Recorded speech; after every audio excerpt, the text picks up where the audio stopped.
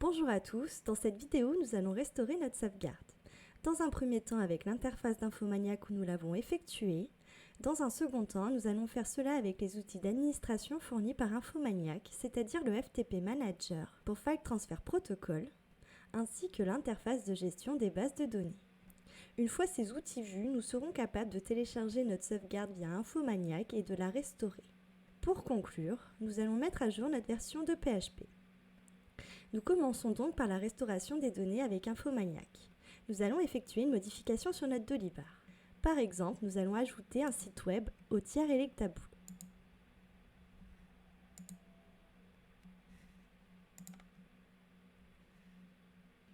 Disons www.electabool.fr. Nous allons ensuite dans notre espace Infomaniac. Nous cliquons sur le symbole de 3 petits points à côté de l'application Dolibar, puis sur Configurer.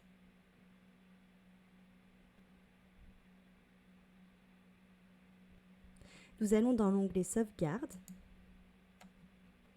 Nous choisissons dans la liste la sauvegarde que nous souhaitons.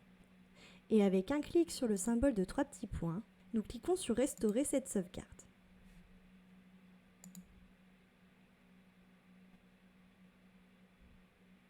Après une étape d'attente, nous retournons sur notre Dolibar pour voir la différence. Nous actualisons la page et nous constatons que le site web du tiers Electabool a bien disparu. Notre restauration est un succès. Nous allons maintenant nous intéresser au FTP.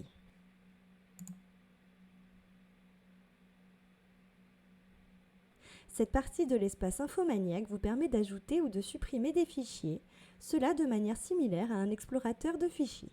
Vous y trouverez tous les fichiers de tous vos sites ou applications sur Infomaniac.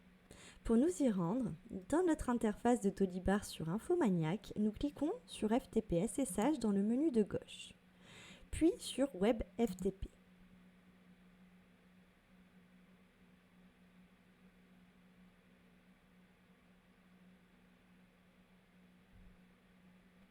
Dans la partie gauche, nous avons l'arborescence des dossiers. Suivant la date à laquelle votre site a été créé, les fichiers qui les composent sont dans un dossier soit à la racine de notre espace, soit dans le dossier site qui est l'endroit par défaut actuel. Par exemple, sur notre espace, vous pouvez voir un dossier web udemdol vide, qui est le répertoire de notre Dolibar anciennement créé. Ce dernier a été laissé suite à la désinstallation de l'application sur Infomaniac. Dans le dossier site, il y a un dossier portant le nom de notre site, qui lui contient les dossiers de notre Dolibar actuel. À la racine, nous trouvons également deux dossiers importants, Application Backups et Backups. Le premier pour les sauvegardes des applications que nous avons installées avec Infomaniac, Dolibar par exemple. Le deuxième pour les sauvegardes de l'espace où nous sommes actuellement, c'est-à-dire tous nos fichiers et dossiers de notre hébergement Infomaniac. Si nous allons dans Application Backups,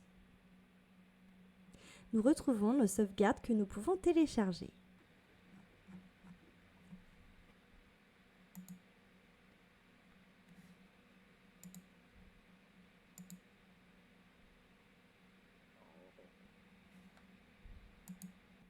En l'ouvrant, nous constatons que la méthode de sauvegarde de la vidéo citée précédemment sauvegarde le dossier de notre site Dolibar. Pour retrouver l'équivalent de ce que nous donne l'utilitaire de sauvegarde de Dolibar, il faut aller dans le dossier Documents. Ce qui se trouve ici correspond à l'étape 2 de l'utilitaire. Pour retrouver le fichier SQL compressé de l'étape 1, il faut aller dans le dossier Admin, puis Backup. Nous retrouvons bien notre fichier SQL. Nous retournons dans la partie de notre Dolibar sur le gestionnaire de fichiers Infomaniac. Nous retrouvons donc les mêmes dossiers que dans notre archive, hormis les dossiers dont nous venons de parler. Je vous déconseille de modifier des éléments, sauf si vous savez ce que vous faites. Si vous y risquez, assurez-vous d'avoir au préalable téléchargé une sauvegarde comme celle que nous venons de consulter. Nous avons fini avec la partie FTP, nous allons passer à l'interface de gestion des bases de données. Pour y accéder, nous cliquons sur Base de données en dessous de FTP. Cette interface est présentée dans la vidéo S4 V23-2. Pour restaurer notre Dolibar, il y a deux cas. Soit vous disposez d'un fichier SQL, soit d'une base de données existante sur Infomaniac. Dans le premier cas, il nous faut cliquer sur Importer.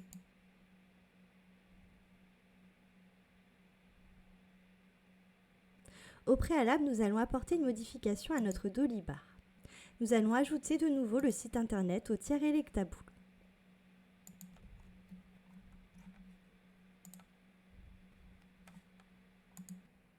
Nous sélectionnons un fichier qui peut être soit une archive, soit un SQL.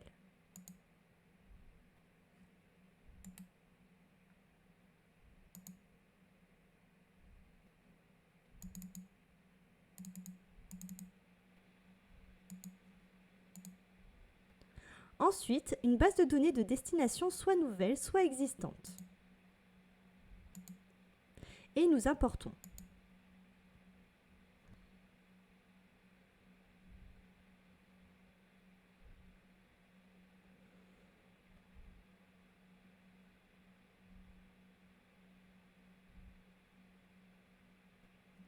Nous retournons sur Dolibar pour voir la différence. Nous actualisons. Le site internet que nous avons ajouté a bien disparu. Nous allons de nouveau faire une modification pour vérifier le prochain cas.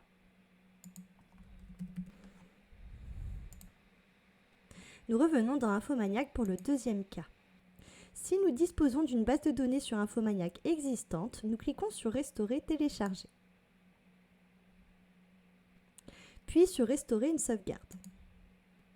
Le premier choix est la base de données source. Le deuxième, sa date de sauvegarde. Et le troisième, la base de données de destination.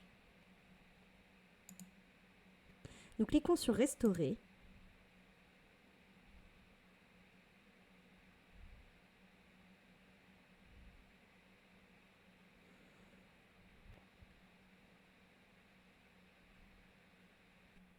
Et nous allons sur Dolibar pour voir la différence. Nous actualisons et le site internet a bien disparu.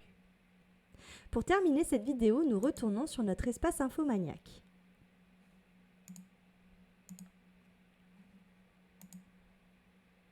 Sur le site udemy-dolibar.com où nous allons régler un problème que nous avons constaté et qui traîne depuis le début de cette formation.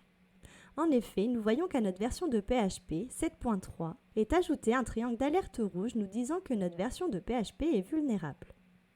Nous cliquons sur Modifier pour remédier à ce problème. Cependant, il nous faut savoir quelle est la version maximale de PHP que supporte Dolibar. Nous allons sur le site pour avoir l'information que je vous mets dans la description.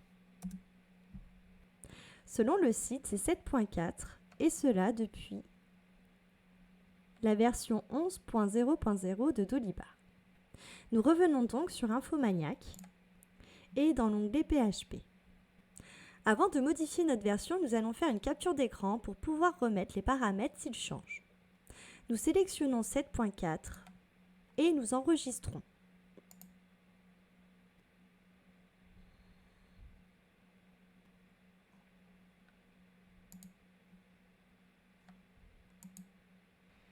Nous vérifions les paramètres et corrigeons si besoin. Nous nous retrouvons dans la prochaine vidéo. À bientôt!